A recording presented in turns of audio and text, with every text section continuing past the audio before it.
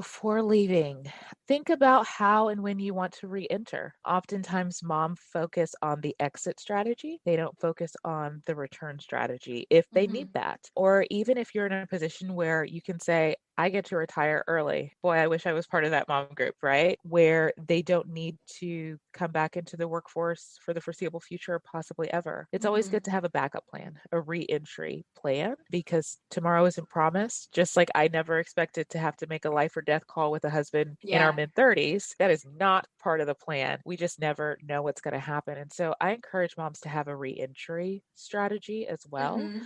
And it doesn't have to be something that you're actively working on. It can be keep up with your network. Your network is your net worth. I think we've heard that phrase a lot, and that is so true. And keep in mind, networking can become a full time job easily, just keeping up with it, depending on how large your network is. But keep in touch. Keep in touch with old managers that you had a good rapport with and who you feel would have your back when it was time for you to return and who would gladly bring you back on the team. And when it's time for you to start dipping your toe back in the working force, if that time ever comes for you, position your time away as a part of your career. I think you, myself, any working woman, working mom can say this is a full time job, right? We are responsible for the finances. We have budgets that we have to work Hmm. within. We are managing people that are difficult to manage. And we often have employee relations issues, right?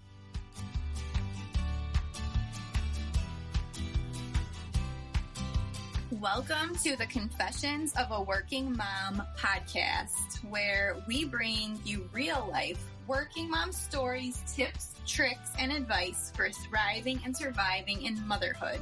Because you shouldn't have to experience working motherhood alone. Join our community of support as we discuss all of the things and how we get by in this sometimes crazy and imperfect journey of working motherhood.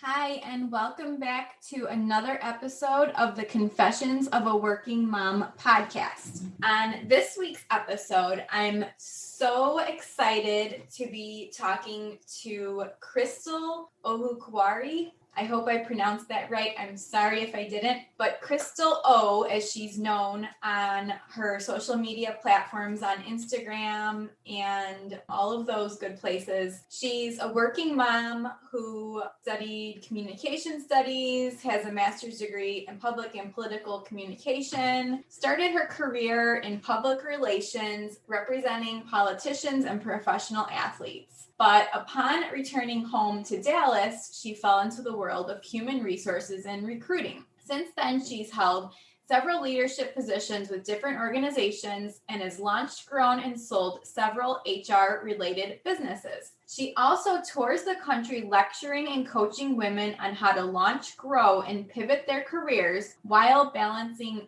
home life and other aspects of their female identity. And when she's not busy working or co-hosting her podcast called Not Your Token Black Girl, or blogging for thecrystalo.com, she loves spending time at home with her family, volunteering with her sorority sisters, or traveling when it's safe.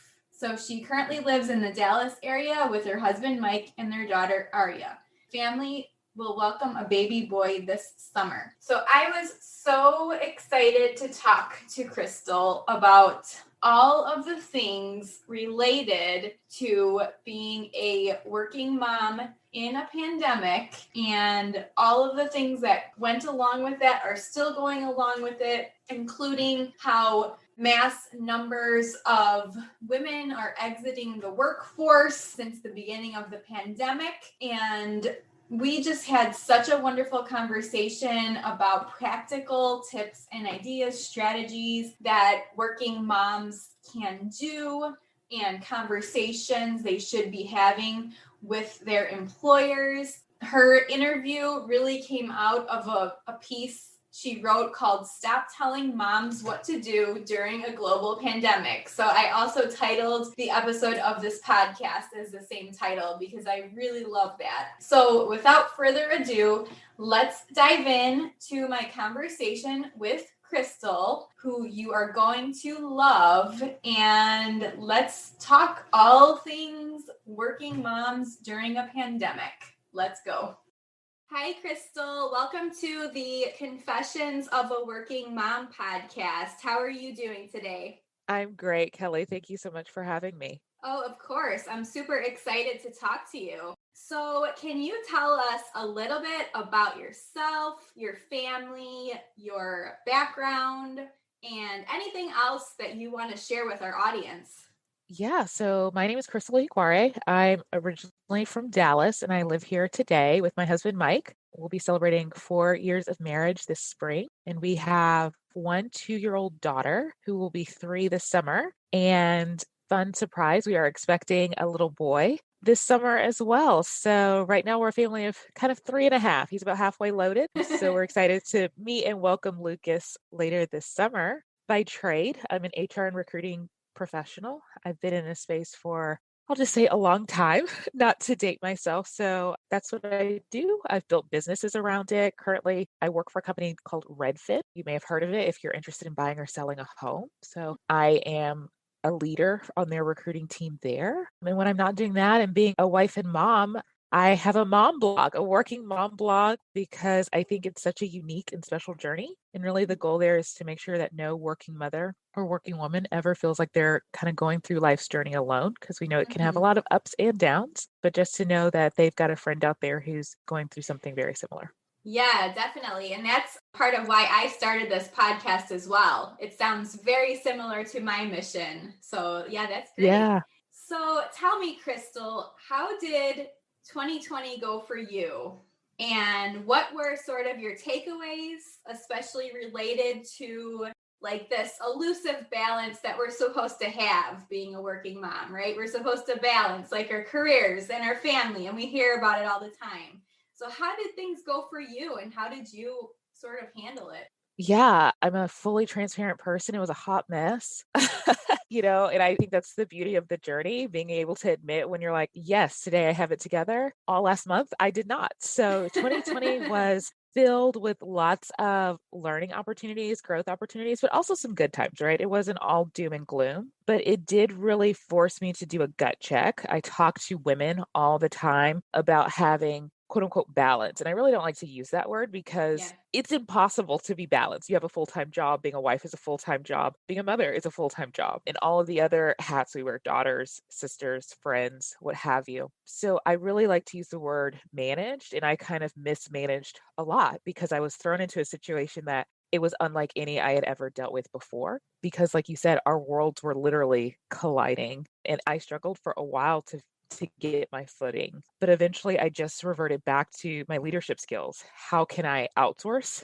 How can I bring in reinforcement and build up the team as needed? And how can I make sure that I am the captain of the ship and not get so bogged down in the details when there are opportunities for me to outsource that? So, and obviously in a safe, COVID friendly way, right? So, a lot of lessons learned. My family, we actually got COVID and my husband was hospitalized. So, it was also a lesson in, hey, you can be this type A Wonder Woman planner, but sometimes life throws curveballs. So let's see how you rise to those occasions as well. And so it was really nice to see what my mom has always told me. And I'm sure your mom has told you, like, you're a strong woman, right? You can handle it. And so you hear that, but it's in those moments where you're forced to rise to the occasion for your children. And so that was nice to be able to live that and see that to fruition. Like, I really am a strong woman. I am capable, because I think sometimes as moms, we need a little reminder. Yeah, definitely. And yes, I mean, a lot of moms went through hard times in 2020 and into 2021. And I Yeah. know, that this pandemic has really affected working moms more so than, dads that are working, because I think it's fallen more on the moms and it's gone back to like that, like societal structure that, we kind of thought it was like, not that it didn't exist anymore, but that women were gaining more power in their careers and, we were being treated as more equals. But then this pandemic hit and it was like, wait a second, what's happening right now? Yeah, it has really been eye-opening. I too thought we had progressed a lot further and pushed the needle a lot further along. And I believe the Madam Vice President said this is a national crisis. right? The number of women leaving the workforce. And it really is. Admittedly, my husband and I, before we even got engaged, had a lot of conversations about how ambitious I was and that I didn't see being a stay-at-home mom in my future. Shout out to all stay-at-home moms. I think we've all gotten a taste of their world. You are incredibly strong women, and I salute you. But I knew that wasn't my path. And so I had to make sure that he was going to be okay with that because there were things that I wanted to accomplish for myself in my career, which would mean I would need a more supportive parenting partner. And we were aligned. We were aligned. We got married. We had our baby. And then the pandemic hit. And it's almost like he reverted back to like 1953, where he was like, you just stay home and take care of the home front. I will go to work. And it was almost this very caveman like mentality where I've got to protect my girls. You don't worry about it. I'll take it on. And so we had a lot of conversations about how that's not going to work for me. We made this child together. We're going to raise this child together. We both are ambitious and we don't, either one of us want to give up our career to stay home. So how can we get creative and make this work? So I think part of my success in being able to stay in the workforce is having a partner who's willing to have those conversations, right? And really values. I will go insane if I am one, locked in a house with a 2-year-old, and two, have no outlet, right, for the things that I'm passionate about, which is helping people find jobs and find their own voices. So I think that's part of the reason why I've been able to stay in the workforce, because admittedly, there were a couple of months there between me closing my staffing business and starting with Redfin, where I was a stay-at-home mom. And we quickly started to see the deterioration of my mental health. I had no outlet. It's not like I could go out with friends. It's not like I could, take Aria and do a girls' getaway, right? We were locked down. And so some women are they have a special mommy dust where they can rock with Peppa Pig and Barney all day long and still stay mentally sane. And for me, it wasn't working. And so I was really fortunate to have a partner who was willing to listen. Yes, I think that's so important. And it's important to just have those conversations too. Yeah, I think that's great. In talking about how, this pandemic is affecting working moms, particularly like, the mass exiting of moms from the workforce. Yeah. What can moms do to sort of stay connected to their careers in these times? And if they have those passions and those desires and they feel passionate about staying in that career, what are some tips you would give them? Yeah, well, first, I would encourage them by saying, especially as the millennial generation rises to positions of influence and power in corporate America, we're really seeing this rise of the gig career, is what it's being termed as. And that is when you are an independent contractor. And we often think of this in the creative space or the art space where you go from one gig to the next, right? You might work on this Broadway show, then you'll go to this one, you'll do a little bit of this, a little bit of that. But we're really starting to see that in the corporate space because admittedly, I'm a millennial. I'm an older millennial, but I still fall into the category. We value work-life balance. We value really owning our own time. So a traditional 8 to 5 or 9 to 5, whatever it might be, might not work for me where I am in this particular journey of life. And so we really value companies that either allow that flexibility or we're exploring what's called this gig career, where we work as contractors. We might have our own businesses, but we're an independent solopreneur, as it's called. That's a way that during those couple of months where I was in between closing my business and starting with Redfin, that I kind of found my outlet. I did 2 gigs where I was able to help companies recruit and find talent. I wasn't their employee. They were my employer. We were independent partners working together. So that way I could still manage my responsibilities at home of being Aria's sole caretaker while still finding a way to give myself that outlet for a couple of hours a week while keeping my skills sharp. So that's something I would definitely encourage women to explore. Yeah, I love that advice. Yeah, I actually shifted to the gig economy during this pandemic. Yeah. And I've been loving it. It's great. And I love the project work. It's creative, it's interesting, and I get that time to pursue my passions. So I love that advice. Yeah, it's great. And it brings so much diversity, right? Just like you said, you get to work on so many different projects. I know myself, typical type A millennial, I get in, I figure it out, I accomplish it. Now, what's next, right? We're always wondering what's next. But that's the nice part of gig careers, or like you said, the gig economy. You get to get in, you get a taste and a flavor of what this group of people do or this company does. And then before you know it, you're on to the next, which presents a new set of challenges. So it not only keeps you sharp, but it keeps you interested and engaged. Yeah, definitely. Definitely. So you recently wrote an article that I came across called Stop Telling Moms What to Do During a Global Pandemic. Yeah. I absolutely love the article. I was like shouting in my mind the whole time. I was like, this is exactly what moms are going through. This is awesome. Like that someone put this out there and it's exactly what we're all feeling. So what was your sort of inspiration behind that article? And can you talk a little bit more about it with our audience, what you meant by that article? Yeah. And really, I should have said, stop telling moms what to do, period.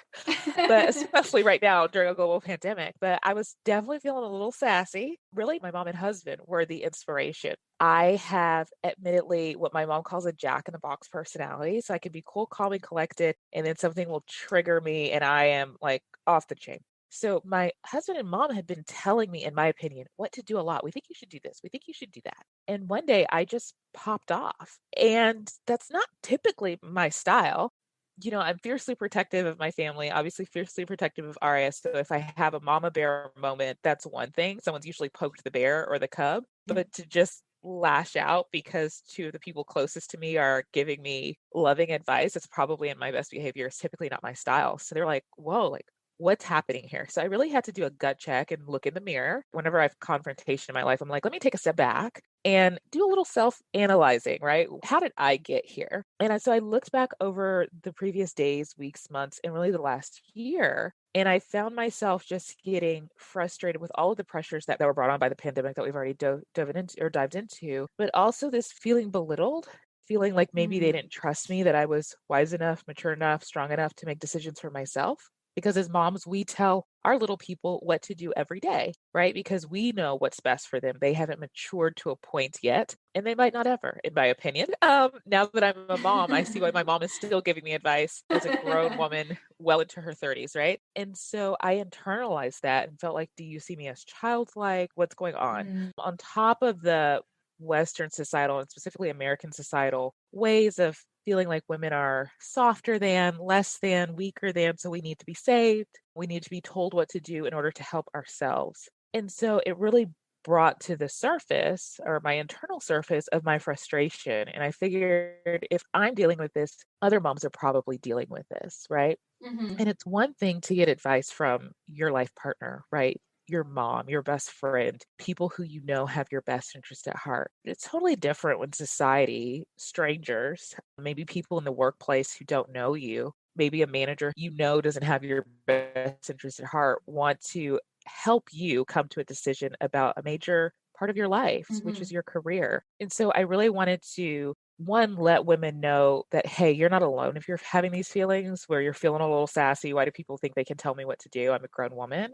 But also empower them with HR legal advice. How can you legally protect yourself? Granted, what I talked about was really at a federal level. So you want to do a deep dive into your state and possibly local city laws and jurisdiction. But I wanted to arm them with, here are federal HR ways that you can protect yourself and come to a good decision that's going to be best for you and your family. Hi, mamas.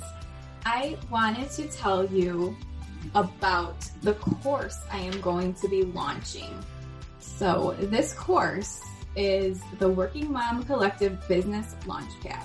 And this is for you if you're looking for an actionable plan to build your online business. And that's whether you want to build a side hustle, an online business to replace your day job, or maybe you're a mom who's currently not working for any number of reasons. Maybe you left your job in the middle of the pandemic or something else like that.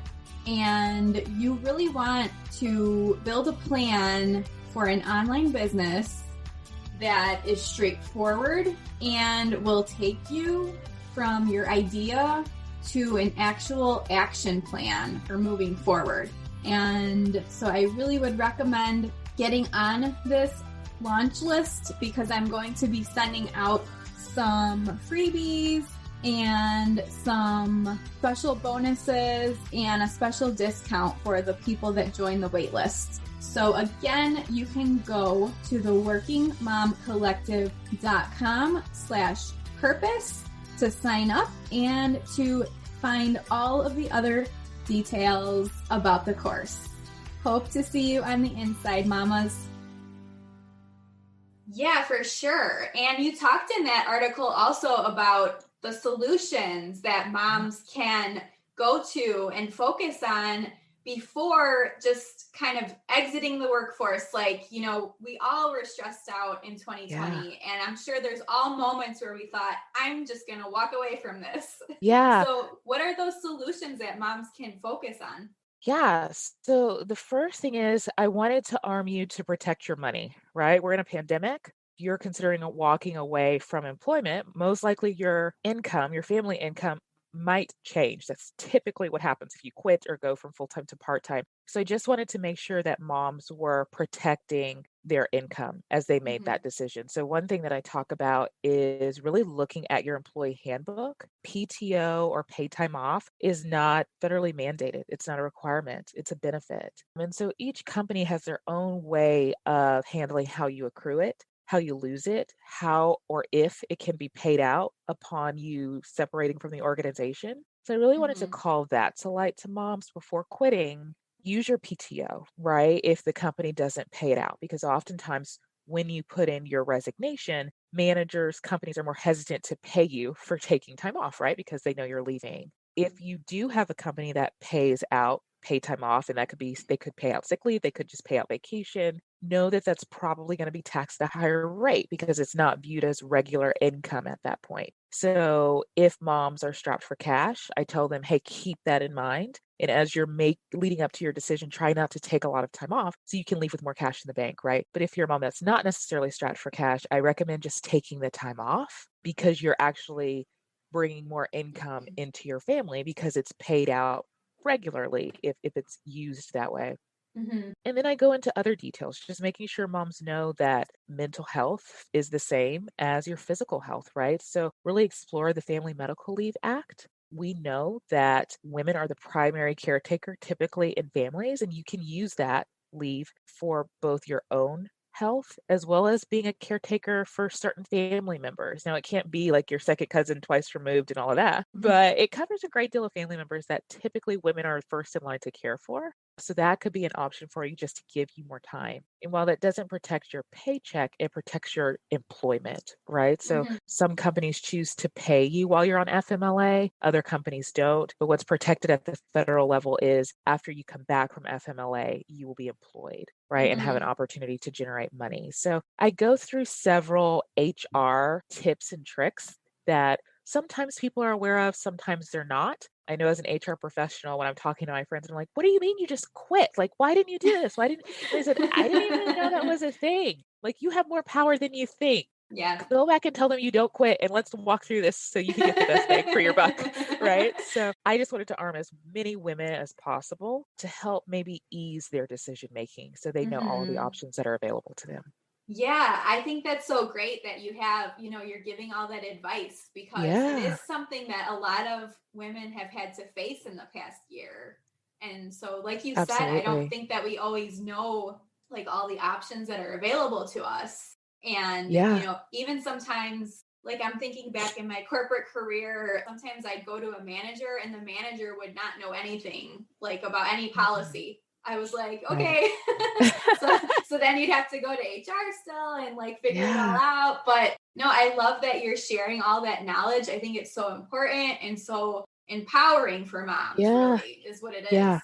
for sure. Part of being empowered is making sure you have as much knowledge as possible to make the, most educated decision that's going to benefit you and your family. Yeah, definitely. So if moms do kind of evaluate, go through all of these sort of decisions and different, you know, scenarios, run everything through their minds, and they're like, you know what, it really does make sense for me to leave like the traditional workforce for any Yeah. number of reasons. Like maybe I want to start a business. Maybe, you know, I'm taking my side hustle full time. Maybe Yeah. I just want to like step out for a little bit and then come back in a couple months or a year.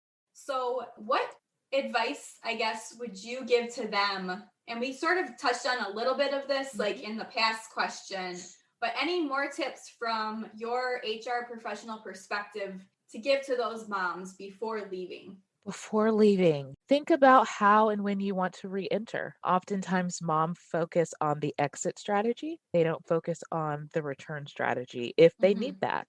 Or even if you're in a position where you can say, I get to retire early. Boy, I wish I was part of that mom group, right? Where they don't need to come back into the workforce for the foreseeable future or possibly ever. It's always Mm-hmm. good to have a backup plan, a re-entry plan, because tomorrow isn't promised. Just like I never expected to have to make a life or death call with a husband in our Yeah. mid 30s, right? That is not part of the plan. We just never know what's going to happen. And so I encourage moms to have a re-entry strategy as well. Mm-hmm. And it doesn't have to be something that you're actively working on, right? It can be keep up with your network, right? Your network is your net worth. I think we've heard that phrase a lot. And that is so true. And keep in mind, networking can become a full time job easily, just keeping up with it, depending on how large your network is. But Mm-hmm. keep in touch with old managers that you had a good rapport with and who you feel would have your back when it was time for you to return and who would gladly bring you back on the team. And when it's time for you to start dipping your toe back in the working force, if that time ever comes for you, position your time away as a part of your career. I think you, myself, any working woman, working mom can say this is a full time job, right? We are responsible for the finances. We have budgets that we have to work within. We are managing people that are difficult to manage. And we often Mm-hmm. have employee relations issues, right? Kids fight. And so we're often the referee. We have to come up with creative ways to grow our talent, right? Some kids aren't back in school. And so some moms have become teachers when in a former life they were presidents of universities or presidents of companies.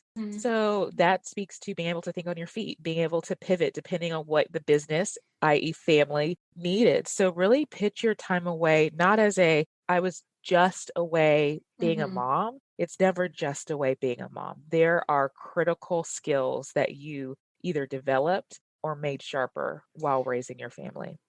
I love that. Yes. I love the phrase like all moms work. Yeah. Because truly, I mean, all mom, and especially in the past year, it's been made so clear how much work all moms Yeah. do. Yeah. It is. You can't put a price on it for the experience or the amount of work that moms do. So you should glorify that. You should highlight that in your resume when it is time for you to come back. Great. Yes. I love that advice. Thank you. Yeah. So, transitioning just a little bit to talk about like maybe moms that are currently searching for a job. Maybe Yeah. they got laid off, like let go last year or early this year. Maybe something else like that happened to them and they're in the middle of a job search. So, what advice or tips or encouragement do you have for Yeah. them? Yeah. So I will start with encouragement. First off, you're not alone, right? Being a job seeker in a pandemic is a full-time job, right? Being a job Mm-hmm. seeker in a regular time is a full-time job. Being a job seeker in a pandemic is a full-time job, even more so, right? So give yourself grace.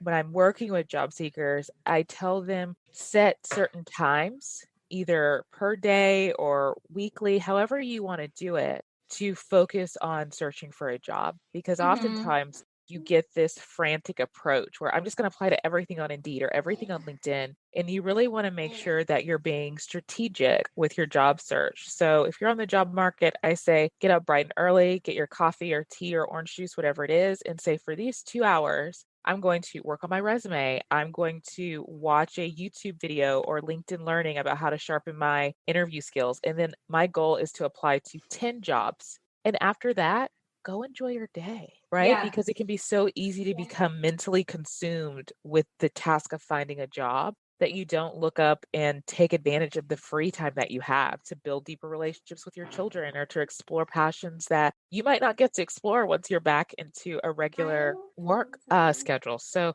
that's first my encouragement and a little bit of advice. Next, I would say oftentimes people just look for jobs on Indeed or LinkedIn or Career Builder, these typical go to career job hunting sites. You don't underestimate the power of partnering with a staffing agency. It should be free to candidates because staffing agencies get paid once they find you a job, and the employer is on the hook for paying that staffing agency for finding them great talent. So don't underestimate the power of submitting your application or even calling up a recruiting agency, staffing agency, and say, hey, I am a working mom. I'm looking to get back in the workforce. I would like to come in or schedule some time with a recruiter to talk about job opportunities that you have available. Because oftentimes those staffing agencies have direct relationships with those decision makers and can really be your advocate. Yeah, I love all that advice. I think we can often just get so overwhelmed with something we're currently doing, like a job search. Yeah, And then it just like it takes up all of our mental energy and time. But I love what you said about just stepping away from it, doing other yeah, things, spending time with your family. Getting outside is like a huge one for me, like just enjoying the weather outside. exactly. There's also a dynamic group that I work with. They're out of Chicago, but they're nationwide. They might even be global. I can say 100% they're nationwide. They're called the Mom Project. If Mm. your listeners aren't plugged in with them, I highly, highly recommend it. They're just dynamic and with the sole purpose of getting as many moms employed as possible. So that's definitely a group that I would get out and contact for sure. Yeah, I have heard of the Mom Project and follow them. And they have everything from like project based through full time, through like Exactly. contract work. So, like any like sort of work that you're looking for, basically, they have available. Absolutely. Absolutely. So, yeah, they're awesome. So, Crystal, what are, I suppose, before we sort of transition into finding more about you and what you're currently working on, what Yeah. are some tips, like 3 tips maybe you'd give to moms to figure out, to help them figure out like what decision is right for them in their career? I know that's sort of a big question because everyone's different. Yeah, yeah, everyone is different. I would say first, make sure you're making a rational decision. It's often so easy for us to make emotional decisions, and sometimes we regret it later, and sometimes we don't. But this little one raises a good point about Nana and Papa. Make sure that you have the support of the people that are closest to you, right? Whether it be a life partner, Nana and Papa, your mom and dad, whoever, whatever the Mm-hmm. case may be. Make sure those that are closest to you support your decision, use them as a soundboard. Again, getting back to that, let's make sure we're making rational decisions. And the third one would be make sure that you are financially ready to make the decision that you're about to make, right? Nothing makes a situation more stressful than throwing a financial curveball in there because you're adding stress. I have to feed myself, I have to feed my children, I have to keep a roof over our head. So those would Yeah. be the 3 main tips I would give to working moms as they try to navigate and figure out what's best for them. Yes, thank you. I think those are Yeah. great tips. And I'm loving this conversation. I Yeah. really love talking about all these things and just getting all this information out to moms. Yes. So, is there any other advice you'd like to give to moms before we move on to finding more out about you? Get away. It's okay to get away. I'm actually going on a momcation this weekend.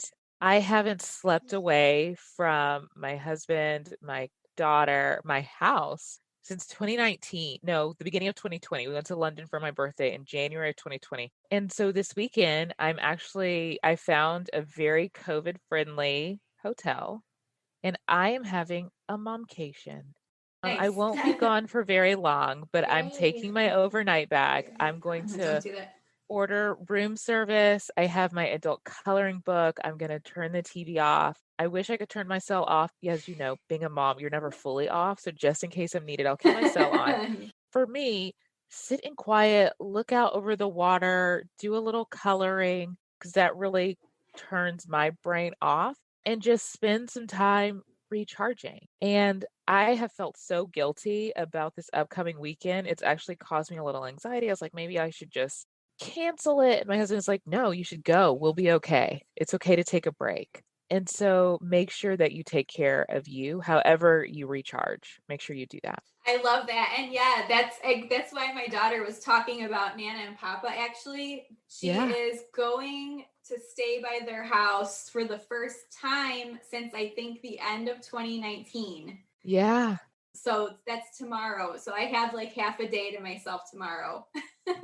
And it's amazing. I fortunately my mom lives down the street, so I've had a couple of half days here and there. But during that time, I'm like, okay, I got to do the laundry. I've got to meal prep. I've got to do this. I've got to do that. Yeah. This time I am sending myself away where I can't do those things. Now, granted, my house might be burnt to the ground by the time I get back, but you know what? I'm hoping my husband can hold down the fort. This is literally, truly a getaway for me as a mom and wife to not focus on laundry. He's on his own for meals. Best of luck to you. It could be Chick-fil-A for breakfast, lunch, and dinner, but they will survive. And I will come back ready to seize the day. I and love be that. a better I love mom and it. wife. Yeah. Yeah. That's very inspiring. I'm thinking about that now, like taking that advice, like getting away from my house and like, so I don't do all those things that I tend to do inside the house. Exactly. Exactly. Love that. So, Crystal, just have a few more questions for you before I let you go. But thank you so much again for all of this wonderful insights and advice. I think it's so great that you're sharing this with all our moms. So, what is something you'd consider to be your non-negotiable practice that you do every day to start or end your day on a positive note?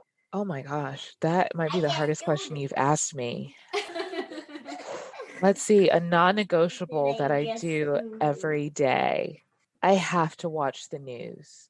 I'm a news junkie, probably because I started my career in PR, but I'm addicted to the news. It can be local news, it can be national news, it can be international news, but it is my way of staying connected to a world that I can't be a part of right now. And when you asked me that question, I was like, don't judge me, guys. But I'm like, it used to be showering, but now I'm like, I'm lucky if that can happen every day. Sometimes that doesn't happen every day. So that used to be a non-negotiable, and now it's like, sometimes it's negotiable, right? Right, yeah. It used to be, oh, I have to have my tea in the morning. That's flown out the window. I just drink Aria's leftover orange juice and keep it moving, right? So it's like these basic things that should be non-negotiable in my world have become, it's a toss-up, right? But one thing that I have found is so important, at least for me, is my mental health. You know, I make it no secret that I struggle with anxiety, and that can easily spiral into depression. So my mental health is one of my top priorities. And as someone who used to travel monthly, weekly at some times of the year, not being able to see the world, not being able to get out and socialize with my friends as a social butterfly and take Aria to see the world, it has been so hard. And so watching the news every day, whether it's sad, inspirational, just informative, it allows me to see other human beings. It allows me to catch a glimpse into their world that I used to be able to experience for myself. And so that keeps me sane. So that's a non-negotiable. Yeah, that makes perfect sense. Yeah. Definitely a lot of us are missing exploring the world. So we were trying to take like a big trip like internationally like every couple of years. Yeah. And we missed that in 2020 because we were due to take one. And you do miss that. I mean, I love traveling and exploring and all of those things. Yeah. So the news keeps me connected. Yeah. So what is like your favorite working mom hack that would get you through a hectic day? Say like, things aren't going right, it's kind of stressful, and you just do something to like turn it around and make it more positive. Yeah. So I'm a foodie and I'm pregnant. So mine involves food. I am a huge Chick-fil-A fan. Huge. I can't tell you how huge of a Chick-fil-A fan I am. So I will either swing through the drive-through. That's typically what I do. Swing through the drive-through, and I might even treat myself, right? Like I love the chicken strips, the fries, obviously. Their parfait with the granola, amazing. I just love it. The frosted lemonade, all of it. So I will get whatever I'm in the mood for, and I will drive to a park and just sit at the park and eat. Either it's my breakfast, my lunch, my dinner, a snack, whatever the case may be. But I get my favorite to go grub and just sit in the park. And oftentimes it's nice because a couple of things can happen. One, I'm there by myself. So I get to be outside, I get to be in nature, I get some fresh air, and I'm grubbing on my favorite go-to quick meal. Or you hear the laughter of kids, right? Hearing kids laugh can brighten anyone's spirit. And in those times, I have to be very intentional. I have to say, hey, I'm going to miss this meeting. I've got an appointment. And they don't need to know that it's not a doctor's appointment or a dentist appointment. It's an appointment with myself to really take some time to be quiet, to be still, and do a quick 30-minute recharge before getting back in the ring and continuing to fight through my day. I love that. Yeah, I absolutely love that. Just make an Yeah. appointment. They don't have to know what appointment it's No, for. no. Just go and do it. Yeah, absolutely. Love that. Yeah. So who would be your favorite like podcasters, blogger, and a favorite author or other expert that has really influenced you? Oh my gosh.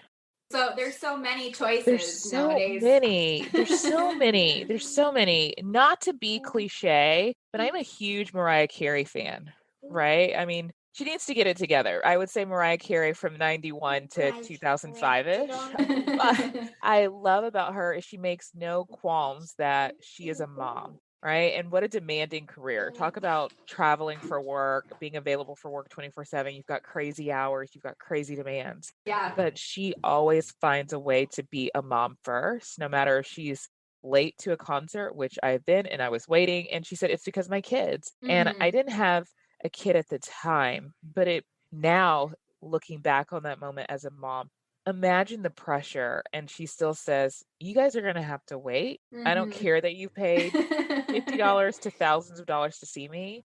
I'll give it all back because my kids are most important, right? In the typical world, you're late to a meeting or you've got to take a day off. No one is spending money on you to see you, right? And so I really admire that, how she finds a way in her job to either incorporate her kids or work around her role as a mom first.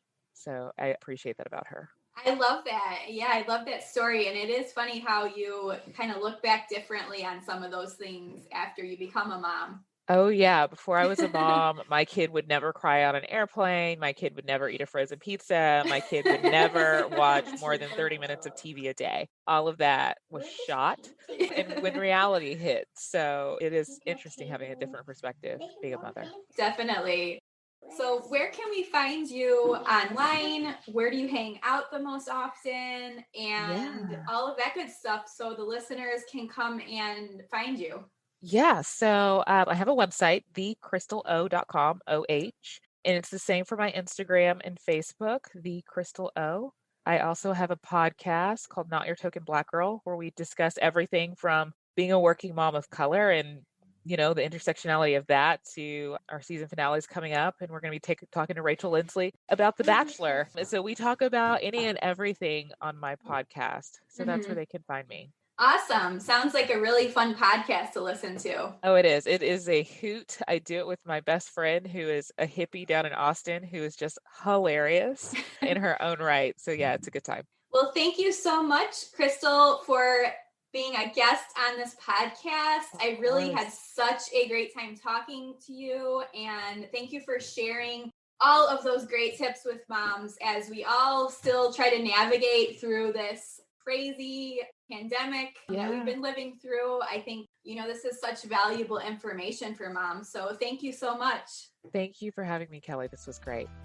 I would be so grateful if you went and left a rating and review of the podcast. So Apple loves it when you rate and review the podcast that you love listening to. And it would just mean the world to me if you went over and left a rating and review for the podcast. So that way our show can be introduced to more working moms that really can gain positivity from these episodes, that can teach them something. So if you go and leave a rating and review, I would be so grateful, and just thank you again for continuing to listen every week. You are the reason why I continue to talk into this microphone for this podcast. Without you, I wouldn't have the podcast. So thank you so much.